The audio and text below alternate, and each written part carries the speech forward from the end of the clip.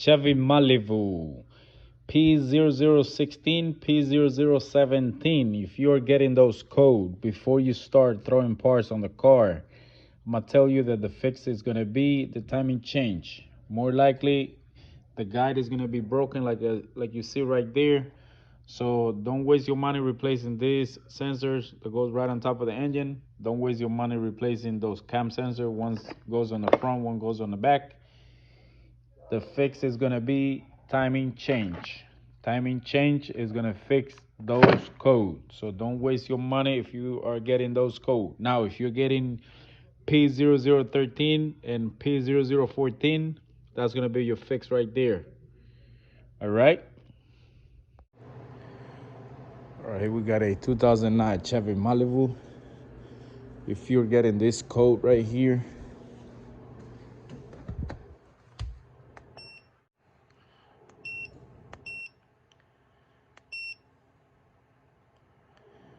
p0016, p0016 and p0017. All right, it doesn't matter how many parts you change on the car trying to fix that problem. You can replace your sensor here, cam sensor. There's one in the front, and then there's another one in the back, right there. And then there's gonna be two more sensors up here. That's not gonna fix your problem. I had that happen before already on another Malibu. The only way you can fix those codes is by replacing the timing change. And that's what I'm gonna do. I'm not gonna show you the process I'm doing this, but I'm gonna show you that this is gonna fix it. So timing chain with the tensioner, the two guides, and the new change. Okay, so that's gonna be the fix. So gotta remove the whole thing up here on the top, the valve cover, and make sure you get a valve cover, new valve cover gasket when you're doing this job. All right, so let me go ahead and do that. All right, so far just what we got. Took all the valve cover. Oof. Even though I did an engine flush, look all that. Still very, very, very, very, very bad. This is bad. All right, so see the chain right there? That's too loose.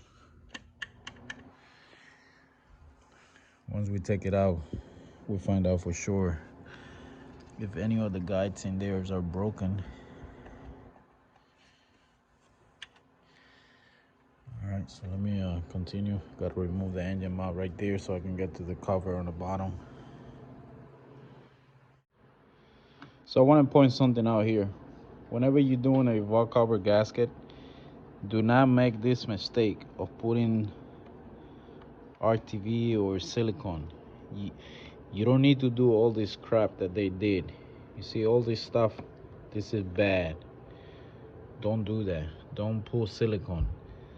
The gasket is better. You only put a little bit of silicone if there is a crack with the block in the engine, you know, where they meet together. Only in that little spot you're gonna put a little bit. Other than that, you don't need to put none of that stuff on the gasket. Just get some grease, put some grease on it. That way the gasket can be flexible for many years. Like, don't put it just dry. You got it, put some grease on it. I mean, it could be any grease or any type of electric grease. So what I just use some bearing grease. This right here.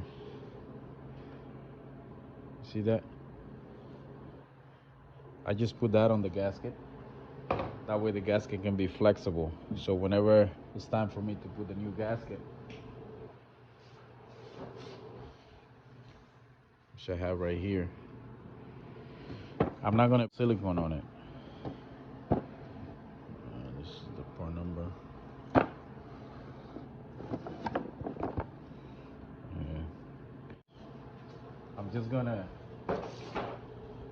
just gonna put some grease on it. But now I gotta clean all that out once I'm done with the timing change. So yeah, don't do that. Don't make that mistake. Don't be that smart. Look at that. That's very bad. Very bad. All right, so far this is what I got. I got the tension, I got the bell, I got the engine mount, and this is how we're looking over here. So now we got more room. So this bracket right here, you don't need to remove it. I mean, you remove it if you want to, but you don't have to. I might remove it so I see exactly what I'm doing, so it'll be easier for me to get the bolts over here, so I don't have to be, guessing. So I'm gonna remove that bracket. You don't have to, like I said. This bracket will not be on the way of the cover to come off, so but I'm still gonna remove it. All right, so I got all the bolts out. So if it doesn't want to come out, pry it right here with a pry bar or with a hammer right here. But don't pry it too hard because you might break there's two guides right here. There's one here, there's one on that side. So don't pry it too hard on one side. You might crack the whole cover. All right, so I'm gonna remove it like that. Okay. Oh, that doesn't look good, right? Okay. Ooh. Look at that right there. You see why you got those coat? Because it's plastic. Oops. This is part of the guy. Oh yeah, this one. It's also missing a chunk right here. Also, make sure you remove this oil bleeder thing right here. You got to remove that and clean it because that's where the thing spray the oil through that thing has a little nozzle. You got to make sure you clean it. So this one is missing a chunk. Maybe it's down on the oil pan. Oh, it's right here. This one is missing a chunk.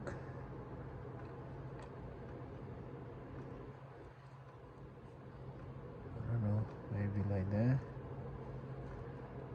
Like this. Well, whatever. We got two pieces, so that's bad. So this is completely loose.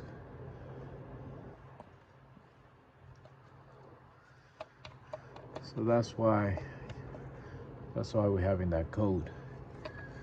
This is broken. It's missing a chunk right there. All right, so let me see if I find any more pieces down here. No. And it's good to drain the oil before you do this. I'm gonna drain it anyways. I mean, since I just had an engine flush and a fresh oil change, I didn't drain it, but I will, and put fresh oil. Check out oil right there, so oil is not a problem. So yeah, let me go ahead and do that. Remove those guys, and I got it on timing already. So you see the mark right there. The mark gotta be facing straight up right there. And then if you climb up here,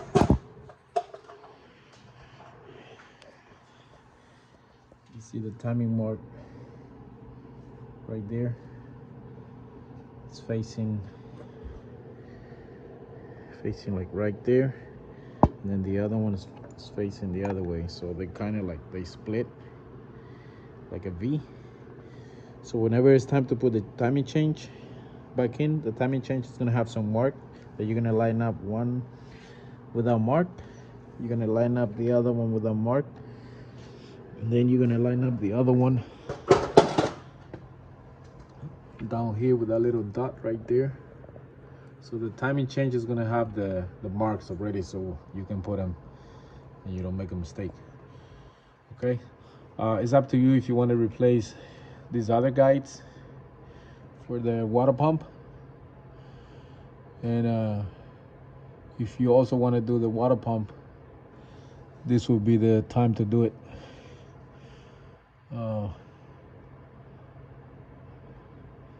Water pump is on the other side. So if you do this job without removing the cover, you gotta have a special tool, which I'll show you in a minute. You gotta have a special tool to hold this gear so you can remove the water pump. If you remove the water pump and you don't hold this gear right here, this whole thing is gonna drop in. Then you're gonna have to remove the whole cover in order to bring that back up in place. And this is the tool that I'm talking about. It says a water pump holding tool for GM. Okay, if I open it, that's the little tool right there. That's how it looks. So this, you screw these 3 little nuts in those 3 little holes right there. Having this cover, on the car, so you open it here, then you get your special tool, you line them up there, and then you hand tight straight to those little holes. That's how you're gonna hold that gears. That way when you remove the water pump, which is gonna be those 3 bolts holding the water pump is gonna come through the other side of the engine in the back. Right there. You see that? And then you got a couple bolts over here as well. That's your water pump right there. I've done this before, so I know how it is. All right. I'm gonna find out if this car needs a water pump or not. That way I can just do it all at once. But I'm trying to show you guys what you're gonna run into it, whenever you're doing this type of job.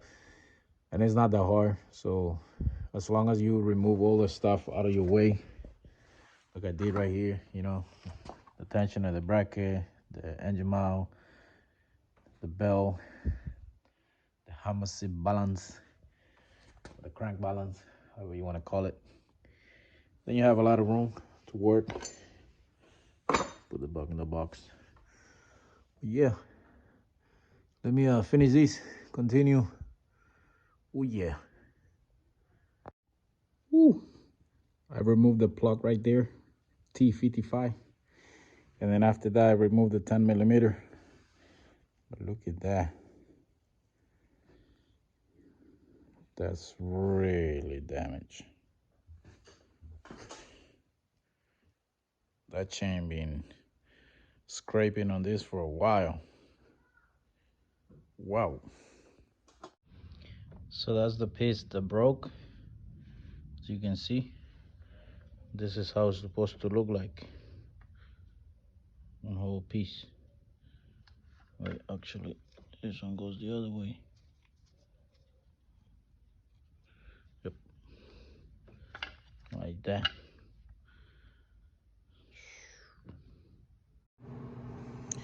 All right, so I got the cams out. Now it's time to drop this.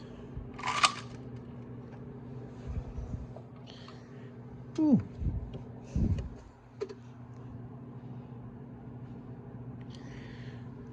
Need to push it in.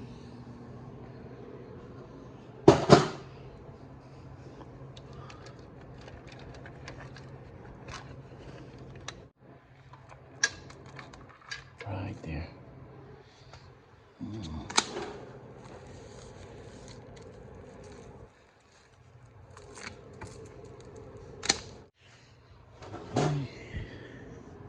So now Now we can slide this one out. Gotta slide this one up.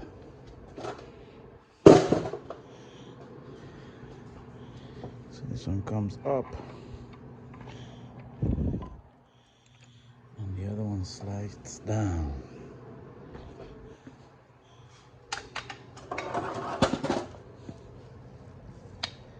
So there it is.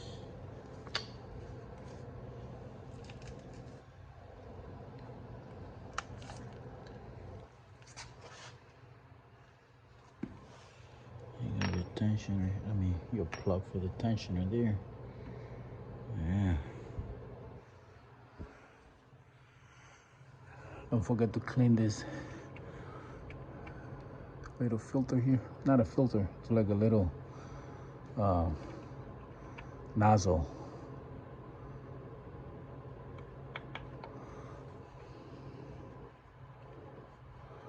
There's like a seal back there as well. I think it's still good. All right. All right, so as you can see, that's what I took out, but I'm gonna reuse that plug right there. And this is what I'm gonna put in. Right there. All right, so now I'm ready to close everything back on. If you can see the mark right there, the little dot. You come up here. You see the mark right there. You come on the other side. You see the other mark right there. Right there. And then this one. Now I just gotta clean all this silicone, scrape it with a blade, and put everything back on. Make sure you rotate the engine a couple times after you get your timing marks. Make sure you rotate it by hand.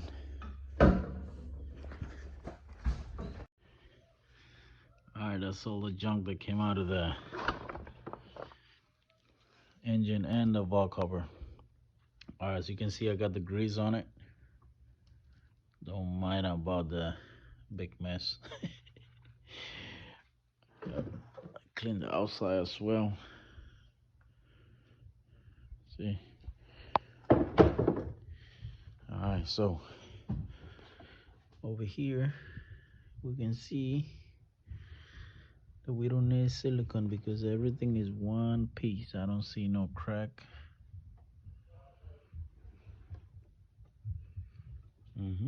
So all I gotta do is set that on and screw it on.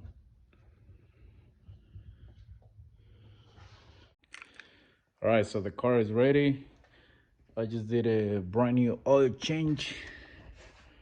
You can see the valve cover brand new right there.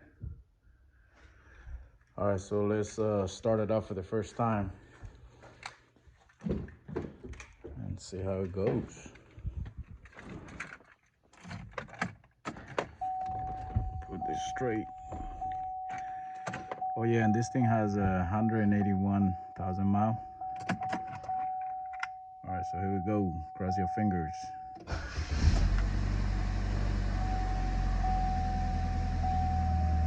Ooh. All right, so what I'm gonna do, I'm gonna drive it. Make sure there's no check engine light. So I'll get back to you. Let's see if I can. Where is this thing? How do you check the mileage on this thing? Oh, okay. All right, I'm gonna go drive it and I'll get back to you.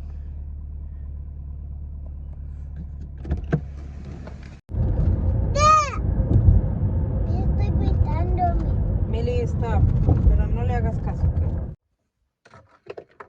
Alright, so as you can see, I drove the car, so now I'm gonna read the codes.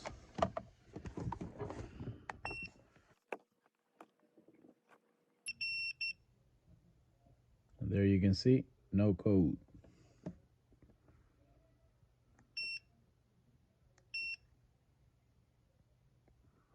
no codes. So we're good to go. Now I just gotta drive it to get all the monitors ready for emission. So as you can see, everything is good. I hope this video helped you save some money and save some time and money. Like always, please subscribe, like, and share. I'll see you in the next one.